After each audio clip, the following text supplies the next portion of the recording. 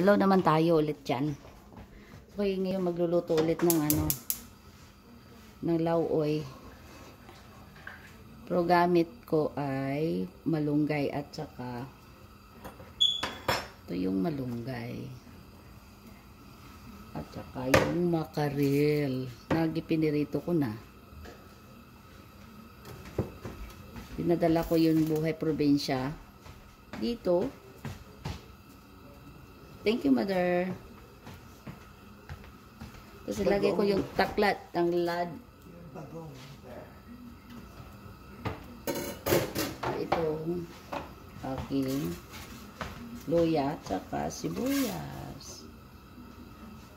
Ay, gusto mo na may bagoong, Mother? Gusto ng Mother is yung bagoong.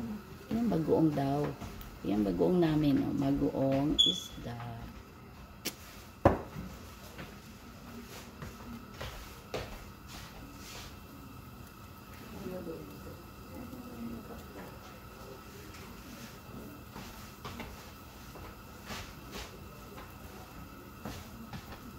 Tayo natin kumulo.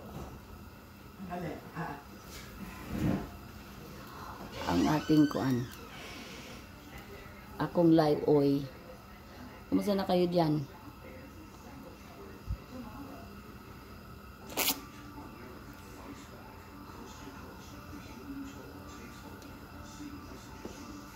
Ang kuan na ni challenge. Ingon manggod nila dapat kaunog dagang gulay. Tapos init na tubig or maligamgam na tubig. Tapos lemon with water. Tapos gagawa ako ng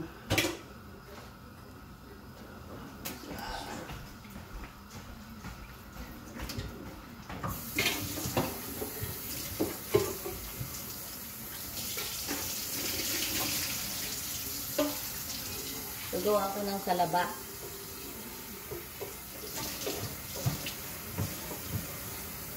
Salaba na kuan. Kalimutan ko tawag sa Bisaya. Ang salaba. Ang salaba. Yan da. Ano to? Daming loya. Dapat mga loya, daming isihalo. Mayroon na akong loya palalagay doon. Iyon ko lang dyan para sabay-sabay. Pagkuluan ko ng loya. More loya na dyan.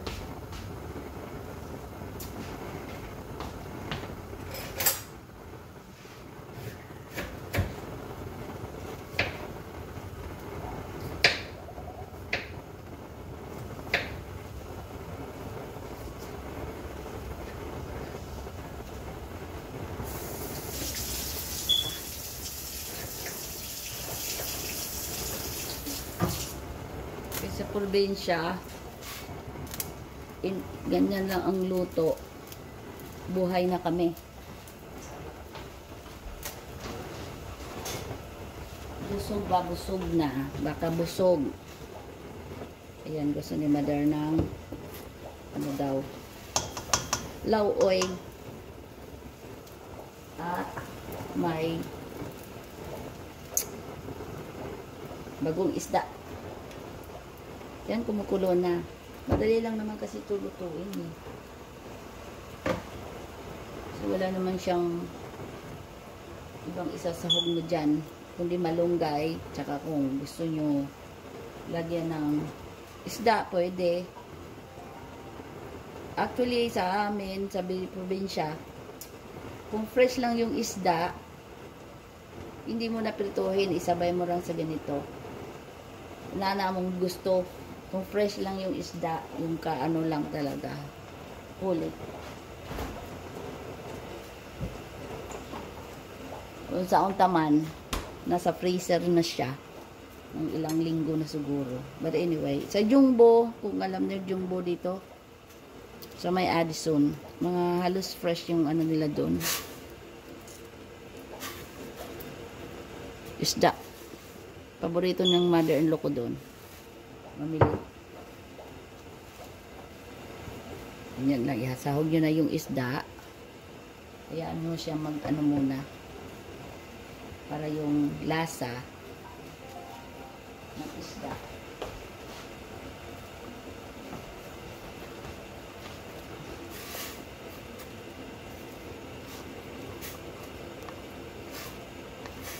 Akong papa sa una jud Ginoo di jud na siya pwede magdili jud siya maggulay. Pwede lang sa breakfast, lunch and dinner gulay. Unani jud na ni dako jud kong unani.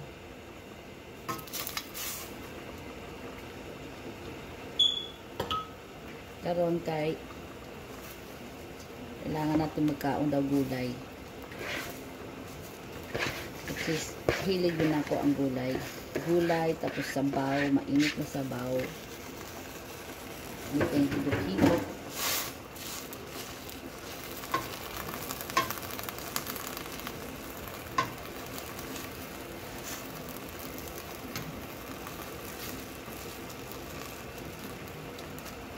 Ano ito?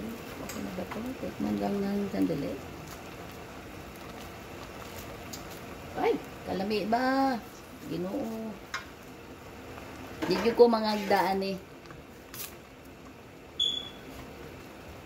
Nung isang adlaw among giluto katong isang klaseng lawoy. Kung kinsa nakatanaw ato. Kala namin 3 araw o 2 araw namin maubos ni mother. Actually, naubos ng 1 araw. Dahil hindi na makalain na kasama ko sa bahay ay nagustuhan.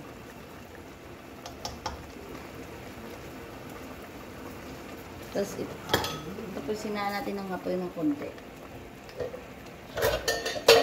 Takpan lang natin ng sandali para magluto naman yung malunggay.